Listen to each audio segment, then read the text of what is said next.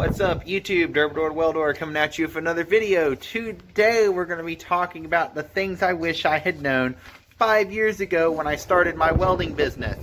I got a list right here of them all written down, so that way I can try to keep it all coherent. But first I'm going to show you all, update everything I got around here. We can see here the shop now has a concrete floor and a wall, 16 by 24. And I have a 4-foot overhang out here. This is where I will store air compressors and bottles and things like that. I'll build some concrete pads out here for storing stuff like that, where it'll be safer out here. You know, it has some shade and water will stay off it, but you know, I just don't like the idea of having my oxyacetylene running around my shop. I'd rather have a fixed spot for it out here and then a reel on the other side. I just feel that's safer for what I do. Next, we got the 350. Building some boxes for it, finally getting around to it. So these are going to be lift open boxes, kind of like pipeliner style boxes. You see I got this little drop right here. It ain't done yet. This little drop right here will be able to hold 6 50-pound cans of welding rod back there. So you can lift this lid up and you'll have, you know, 300 pounds of welding rod right here ready to go. And I'm going to weld in little dividers for stuff and everything like that.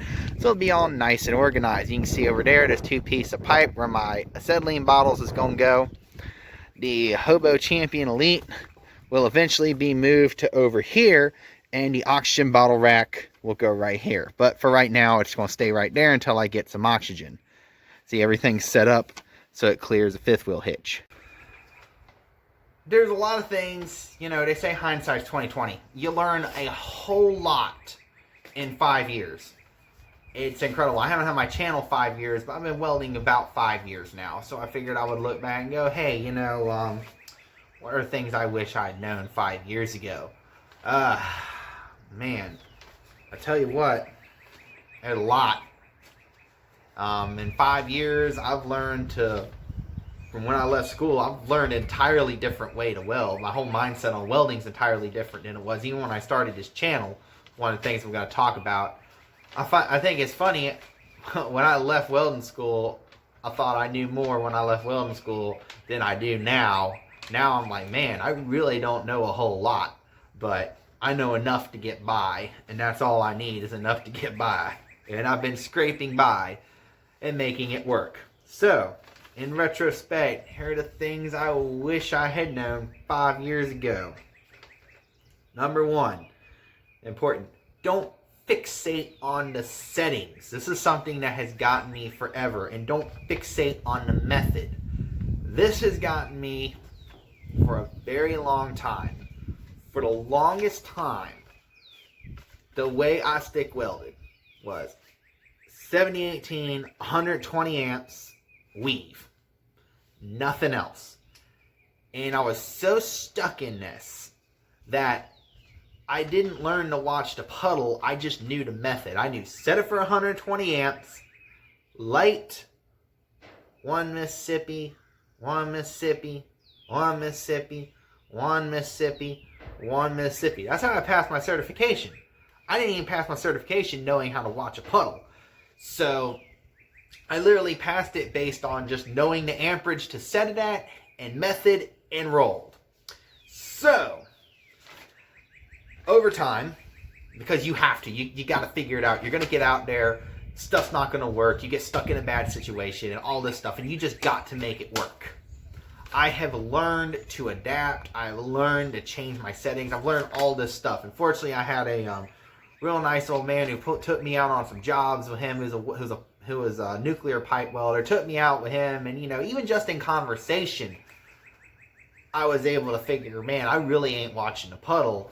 And I kind of reset my mindset for welding. Instead of being based on method, all my movement and my travel and my amps and everything is set based on what that puddle's doing instead of just method as a whole. Yes, 120 amps for an 1/8 inch 7018 is a great starting point. But as I have learned, it is not the solve all. If it's something thick, right?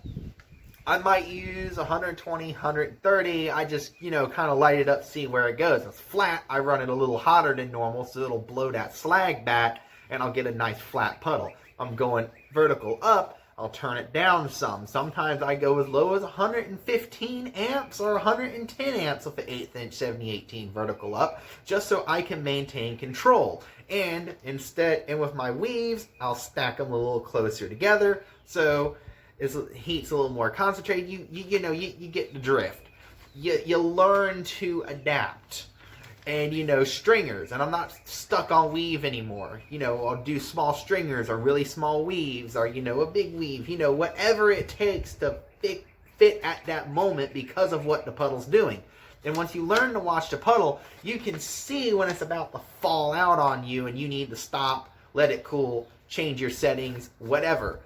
Focus on the puddle, not necessarily being stuck in one method and one setting. Adjust your settings and your method to make the weld come out as you need it to.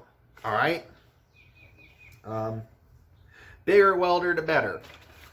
I honestly wish that I would have, looking back, I can't remember if it was financially possible. I wish I had gotten that Bobcat so much sooner. I guess I just didn't know the right people to get it. I didn't know the guys at Roberts to help me get that Bobcat so it could be on layaway. I just didn't know the right people to get it through a way that I can, and all of this stuff. So, readjust the camera. There we go. Wind is being rude.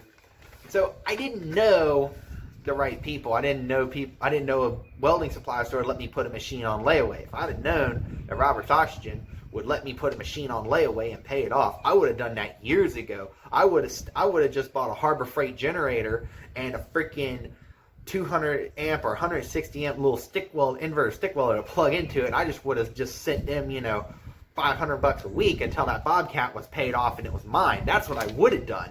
So the bigger machine, the better. And now, my business rolling, I'm putting a staggering amount of hours on that poor little Bobcat. I actually feel kind of bad for it because I need something bigger now.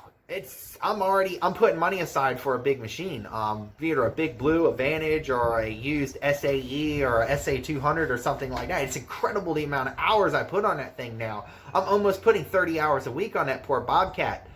It's like I said, it's staggering. My business just went from up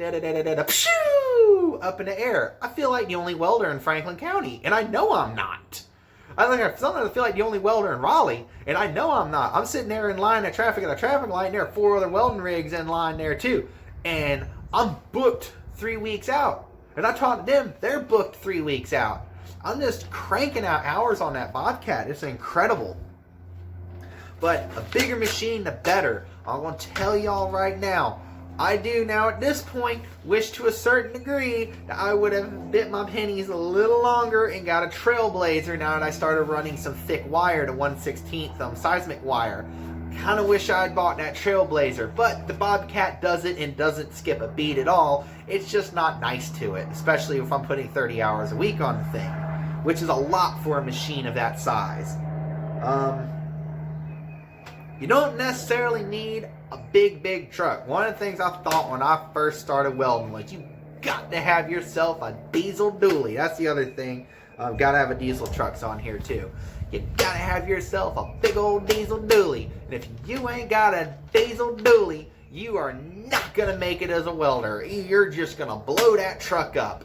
Not true. I have been running that F-150 out there for the last 4 years. I have not had any problems with it whatsoever because of what I'm hauling or towing or anything like that. I wear brakes out a little bit. The reason the rear blew up was because the original owner, long since gone by, when they put the yoke on the pinion shaft, did not get that bolt tight enough and it rattled and stripped out. If they had gotten that tight enough, that 9-inch rear I would have never had a problem with that 9-inch rear. I do think I may put a little stress on the U-joints, but I keep an eye on them, and as soon as they get loose, I replace them. So you don't need a really big truck. A big truck is preferred, like my F-350. or a F250 is more preferred because you don't have to do as constant a maintenance on it because of how big the truck is, and it is more of a commercial built truck.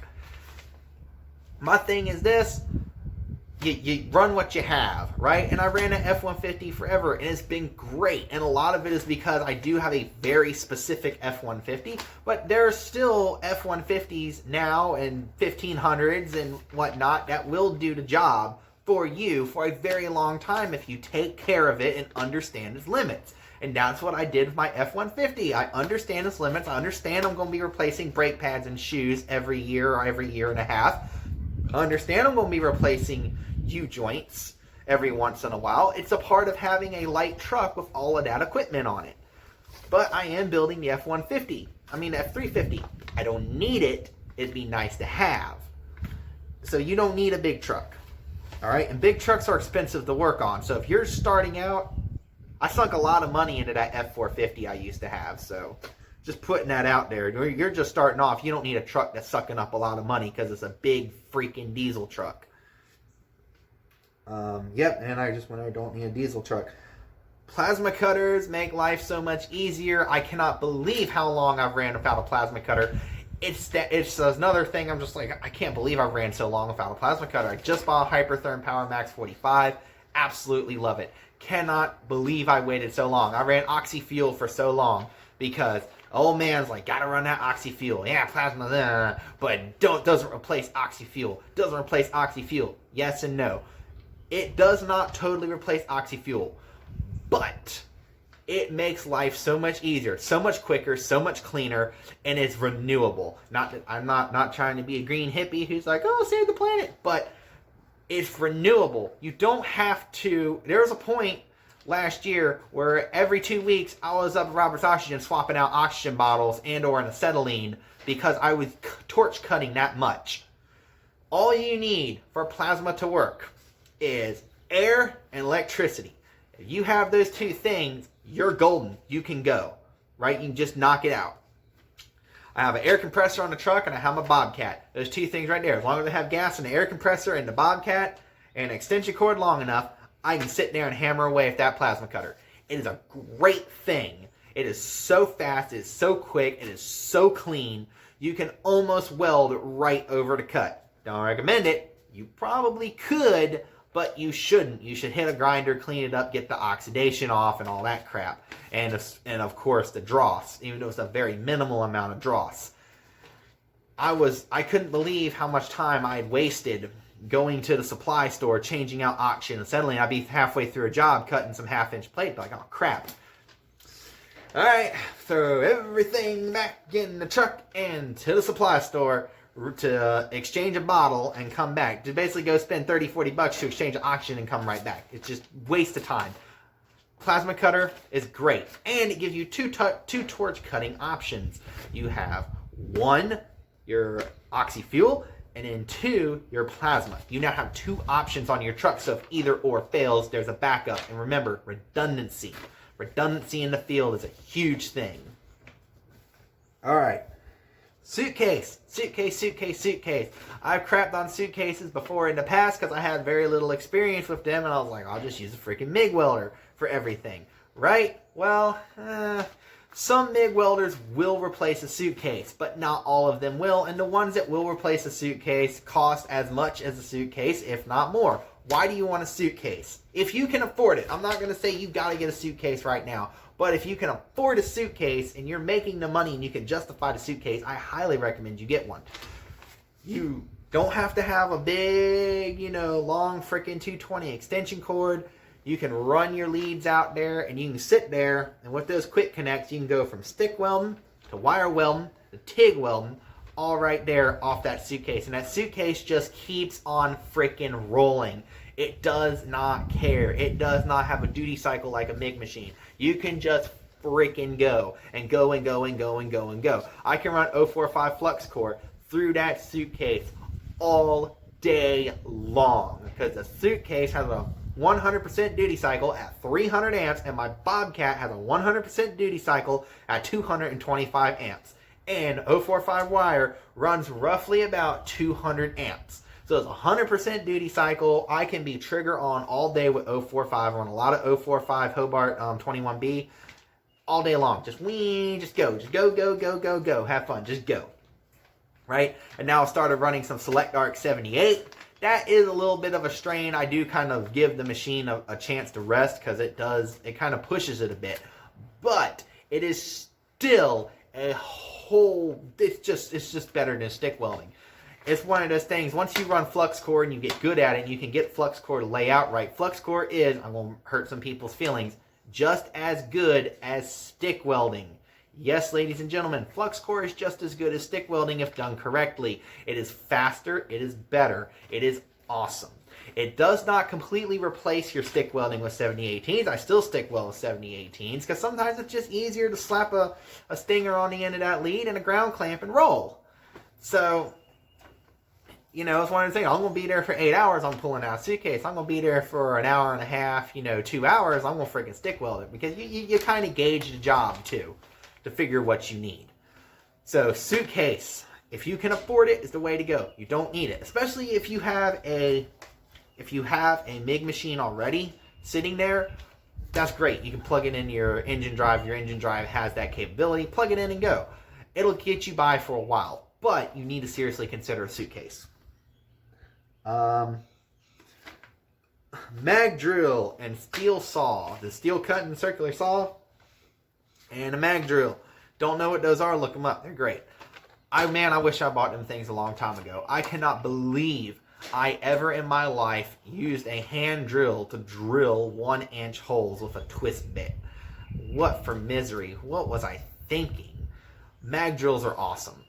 They make life so much easier. If you don't have one, you need to get one. Even if it's like the one I have, the $400 Evolution mag drill. It's not the greatest mag drill in the world. It doesn't have the greatest connection. I probably would not use it over my head, right? Unless I had a ratchet strap strapping it to whatever I'm working on. I don't trust the magnet that much. But it's great. Flat, sideways, it's amazing. I can't believe I ever hand drilled anything. I actually took my hand drill off the truck entirely. I don't use a hand drill anymore for drilling anything. I exclusively use the mag drill for everything. I even have a piece of 4x4 angle that I clamp into a vise to magnet the mag drill to, so it becomes a drill press on the back of my truck. It's great.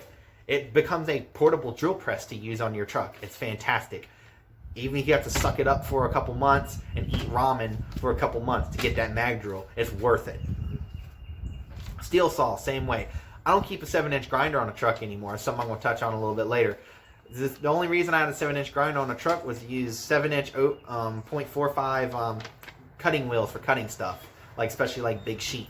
It produces nasty crap. You breathe it in. It's not good for you. It's horrible. We all know what the black boogies of death that we get from running grinders are. I'm trying to build my business to get away from running a grinder as much as possible because it's really bad for your health. And I don't want health problems. I don't want my employees to have health problems. So we're trying to stray away from that kind of stuff and go to stuff that's much better.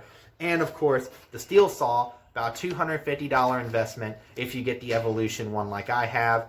It's fantastic. It uses a carbide tooth circular saw blade, basically about like a wood cutting one, except it has a different motor that is better meant for cutting steel. And you can take this thing on an 1/8-inch 4x8 sheet, and it cuts just like cutting plywood. It is fantastic. And the cool thing about it is I can hand this to somebody who has worked with wood their whole life and go, here you go.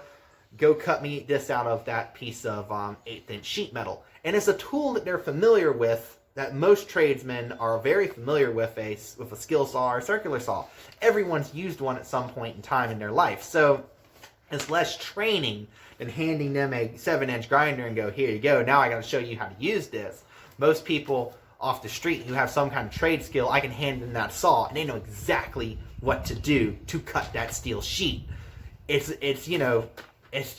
nice. It's less training. It's easier on them, easier on me. We ain't got to breathe in the black boogies of death, and the blades last so much longer, and it creates a cut that you can immediately weld over. Here you go. Number 8. Don't be afraid to charge people. Don't be afraid to charge customers. If you're getting to a point where you're good and your reputation is getting around as you're a good welder, you need to charge. You need to make sure you're making money. Your welding business is not a charity. You get that. You got to get that through your head. It takes me a while to get that through my head sometimes. I try to be a nice guy, but I still wind up being an a-hole. Your welding business is not a charity. It is to make money. You are a for-profit business. And I'm hammering this down at y'all, back at me, because I have to do this to myself sometimes. Your business is for profit. Your family relies on you to make money at the end of the day. The person you're working for is not going to care if you don't make money at the end of the day. They just want their stuff fixed. I'm going to tell you right now, it is better for you to sit at home than go out there and lose money on a job. It will happen. You can lose money on a job. You can literally go out there and have $80 in the bank and come back, and after you get paid, have 20 in the bank. If you are not careful and you are not charging people, and if you let people run you around, people will run you around. You'll get out there and you go, oh, this isn't what you showed me or what you explained to me. I got to go get parts. They're like, oh, we'll have to pay for the parts? Of course you have to pay for the parts. Can you go get them for me? Yeah, but you got to pay for it. Yeah, of course, I'm much nicer about it than that. This is, a frustrating rant a little bit. But, of course, I'm much nicer about it in person. I'm like, well, yes, sir, you're going to have to unless you'd like to go get it. And then they usually go, all right, well, how much is it going to cost for you to go get it? And it's going to be my hourly rate, $100 an hour, which I have bumped up my rate to $100 an hour because $80 an hour with the cost of things right now, I'm not making enough money.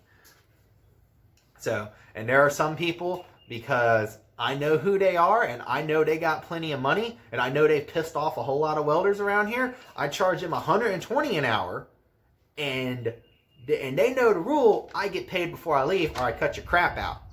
All right? So, there are some people, you'll get to this point. You want to get to it sooner than later and have a confident mindset about yourself that you can lay this down.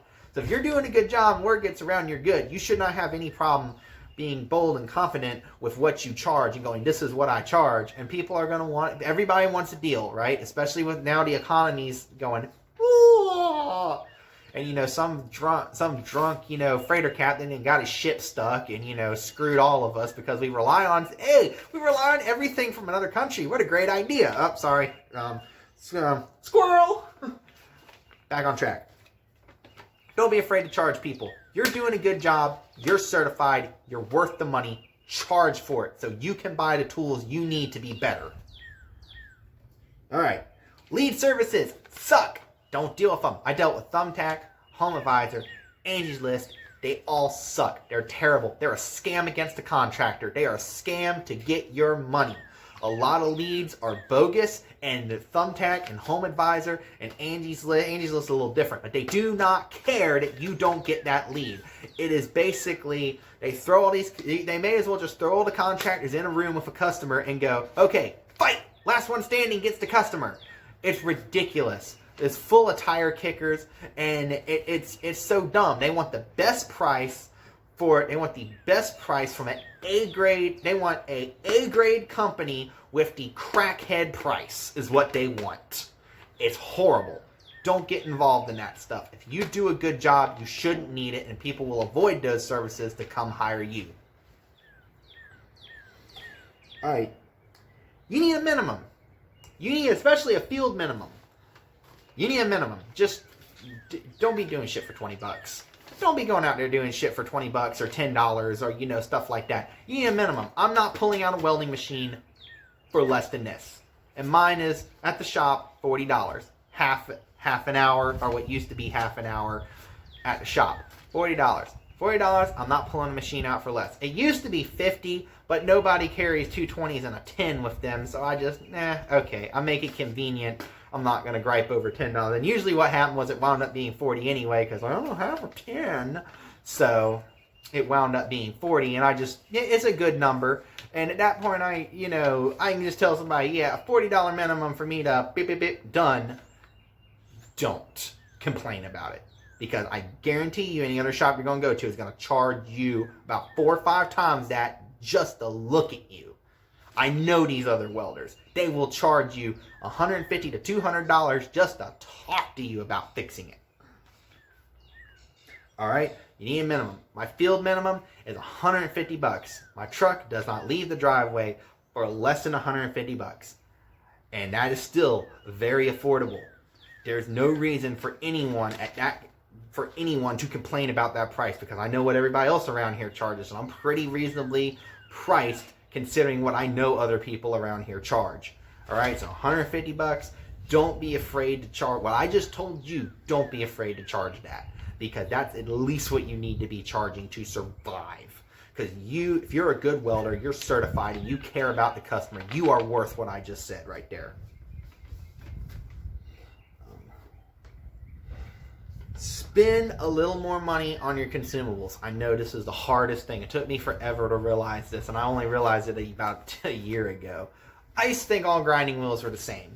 I used to think they're all made in the same plant. I listened to the dumb sales guy at Airgas. He was like, oh, they're all made in the same plant. I mean, you know, Walters are made in the same plant as our Radnor brand. No, they're not. If they are made in the same plant, they're made in two entirely different parts of the plant, and there's a big dividing wall in the middle of it, so it may as well be two different plants. Radnor wheels, DeWalt wheels are nothing compared to high-quality Walter Zip wheels, Cubitron, and name brand high-quality wheels. Do not. I'm going to tell y'all right now, you get good wheels. You go get SATI, S-A-I-T, SAT. Their grinding wheels, amazing. Their fast grind wheels are the best money you'll ever spend. You can get a 4.5-inch grinder to grind as quickly as a 7-inch grinder. Another reason I don't keep a 7-inch grinder on a truck anymore is I have a 4.5-inch wheel that will flatten a weld just as fast as a 7-inch grinder with a basic DeWalt wheel. So why am I going to keep a 7-inch grinder on the truck? I hate the dang things. I hate grinders in general. I really hate 7-inch and 9-inch grinders. I have worked very hard to get that off my truck, and I have found ways to keep them off my truck. I can't stand them. Good flap wheels, Walter flap wheels, Cubitron flap wheels, spend the money. 3M wheels, Walter wheels, whatever. Find some good wheels, because you're actually going to spend less money in the long run buying good grinding wheels than you are if you keep buying the shitty ones. Especially the Harbor Freight ones. Avoid them like the plague. They're dangerous. I know firsthand experience. Don't listen to what anyone else tells you about them. They are not just as good, and they are not the same, and they are not worth the cut. They are dangerous. They're going to get you or one of your employees hurt or killed. Especially the cutting wheels. We've had many of them fly apart for no reason whatsoever. I've never had a Walter Zip wheel fly apart for no reason. In fact, we've knocked a big old chip in it, not known, and keep going, and it stays together. We just feel a little bump, bump, bump, bump, bump, and then when we're done, we go, oh, look, there's a piece like that missing out of it. We didn't even know. Another thing, you run a grinder, you know, glasses and hearing protection and preferably a face shield, you know, but, you know, that's something to talk about later. All right. I did say I would have gotten the Bobcat sooner. That's on here twice. It's so important. Would have gotten the Bobcat much sooner. Back to machines. I've had a lot of fluctuation. People like, oh, you should get this, you should get that for my next big machine. I always somehow wind up back at an SA200, except for the generator capability. I just cannot, I cannot wrap my head around. It just doesn't have any AC power output, and the DC power output it has for basic tools is very minimal. So I kind of came up with this genius idea. I can get an SA200 and then go get a Harbor Freight 9,000 watt generator and throw it in the back of the truck too. I was talking about redundancy for other systems. That right there, I think, is probably the golden idea for that F350 there. I want to know what y'all think, but my golden idea for that F350, especially for redundancy's sake, is SA200 and then next to it a 9,000 watt generator. And I'm going to keep probably my Lincoln 210 MP in that truck. So if the SA200 craps out, plug my 210 MP into the generator craps out, I can at least stick weld and run some basic grinding tools. Redundancy. And also dual operator. I can hand, you know, the SA200 to an employee, or I can hand the 210 MP to an employee while they go over here and weld and I go over here and weld. So there's that aspect to it as well. That's kind of where I'm leaning, especially since I went and looked at used rental machines and they doubled overnight. I don't know what happened. but all the big blues and Vantages that were $3,000 and $4,000 are now $7,000 and $8,000, and I'm just like, I'm not spending that much on a used rental. I'm not even going to consider spending that much on a used rental, but I can still get an SA200. I can get a really daggone good SA200 for about $4,000, $4,500. One rebuilt. There's two of them right now, if in driving distance of me, rebuilt for $4,500. One's $4,000, one's $4,500. Rebuilt with the certification. One from BW Parts, the other one's from Stumps. Rebuilt. He's got the papers. He's got a brand new engine in it, and all rebuilt with new wiring and all the upgrades.